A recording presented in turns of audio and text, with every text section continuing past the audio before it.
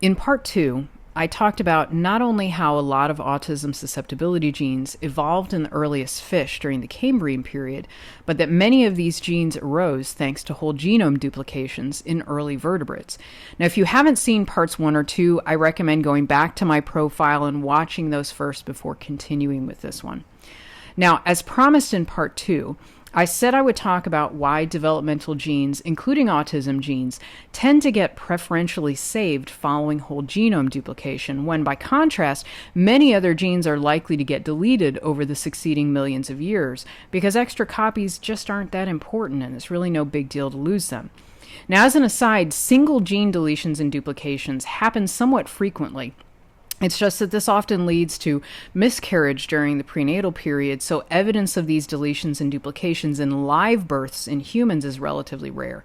In fact, it's estimated that about 30% of human conceptions show evidence of large-scale mutations, like large deletions or duplications of genetic material known as copy number variants, or even too few or too many chromosomes, which is known as aneuploidy. Most of these types of large-scale mutations result in miscarriage, so we don't tend to see many of them in the infants who make it to birth, which makes these mutations seem rare when in actuality they're not.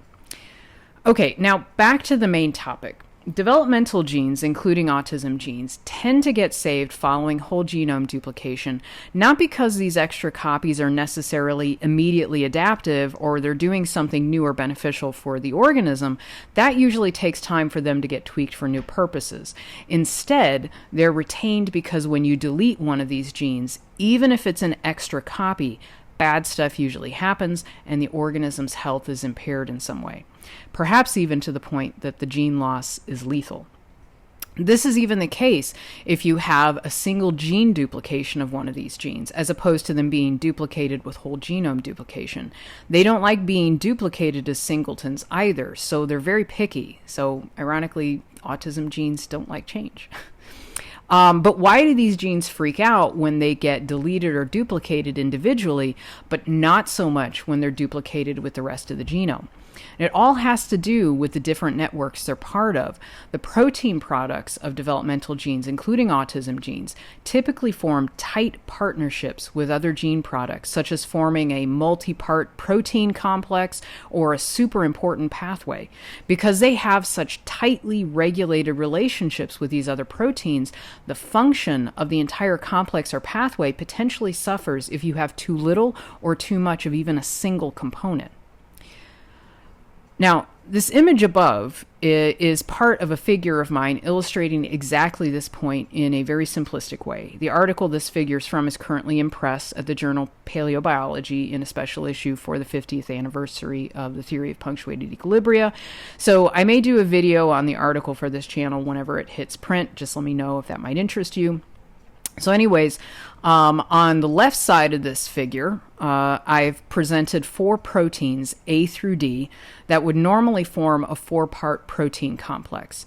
In this case, there's too little protein D, possibly due to underexpression of the gene that codes for it.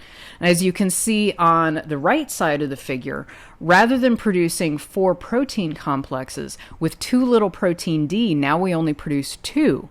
This kind of shortage has the potential to lead to some significant impairments in the cell. The same thing can actually happen if you're producing too much of a protein. It's not so much about the absolute amount of the proteins that you're producing, it's about the relative amount to each other.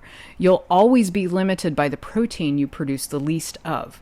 In addition, there's also the possibility that incomplete protein complexes have the potential to inhibit the process they're intending to supply, because they may partially bind to their targets yet not achieve the intended response.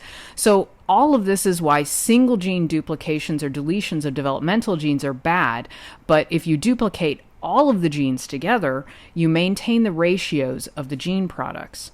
This whole topic was published on by Birchler and Viescha back in 2012, and it's known as the gene balance hypothesis.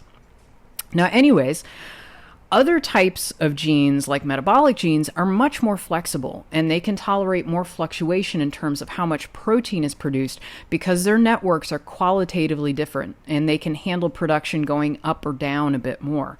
So it's for this very reason that so many metabolic diseases are the result of recessive mutations, meaning that you often need 2 bad copies of the gene to develop a metabolic disease. But if you're a carrier with only 1 bad copy, you're far less likely to have notable symptoms. Basically, these genes can handle losing a whole copy of a gene, and they're kind of okay.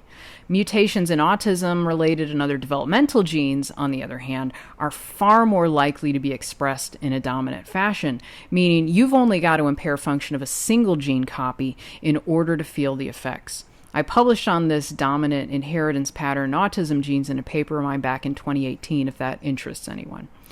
So you may also be wondering, have these genes evolved since the time of those early whole genome duplications? And the answer to that is yes, they've most definitely evolved. Now, mind you, they do tend to evolve very slowly. We can kind of liken the pace of gene evolution to a person walking. So mitochondrial and Y chromosome genes often evolve at a run because they're not subject to recombination, so mutations tend to collect rapidly. Metabolic genes keep a normal walking pace, and developmental and autism genes, meanwhile, prefer to take evolution in baby steps. Despite these baby steps, though, developmental genes are often locations for increased evolutionary pace, i.e., they change faster when a lineage speciates or breaks off from another. So, for example, we see evidence of this in developmental and other neural genes in the human genome when compared to the chimpanzee genome. So, in truth, rather than baby steps, they don't evolve a whole lot until this process of speciation or splitting hits, and then the tempo speeds up significantly, occurring in short bursts until it comes back to rest.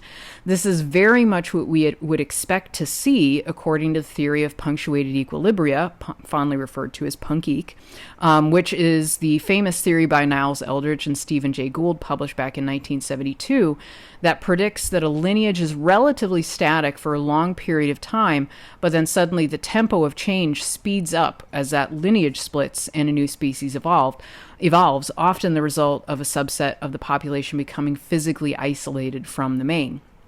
You can see in the image above, in terms of the difference between predictions of PUNC-eq on the right, up here, and gradualism on the left. Now, according to PUNC-eq, change happens for relatively short periods of time and then kind of comes back to rest. Meanwhile, gradualism predicts that change is, well, gradual. So I explore the potential roles of developmental genes in relation to PUNC-eq in that paleobiology paper I mentioned earlier in the video. Once the paper's published, as I said, I may do a video exploring how all this stuff about autism and developmental genes fits into the bigger macroevolutionary picture. Anyways, in my next video, I'm going to bring it back to my work on Neanderthal DNA and autism, showing how Neanderthal variants may be mismatched in the modern human genome with reference to these gene networks that need to remain balanced. I'm also planning on doing 1 or 2 videos giving a crash course on Autism Genetics 101, exploring what we know and what we still have left to figure out with an eye on what that means for you and your family in regards to genetic testing. And I'm also going to be doing videos on the other major branch of my research, which is the relationship between autism and Ehlers-Danlos syndrome. So stay tuned for more autism science content, and until we meet next time down the scientific rabbit hole, ciao.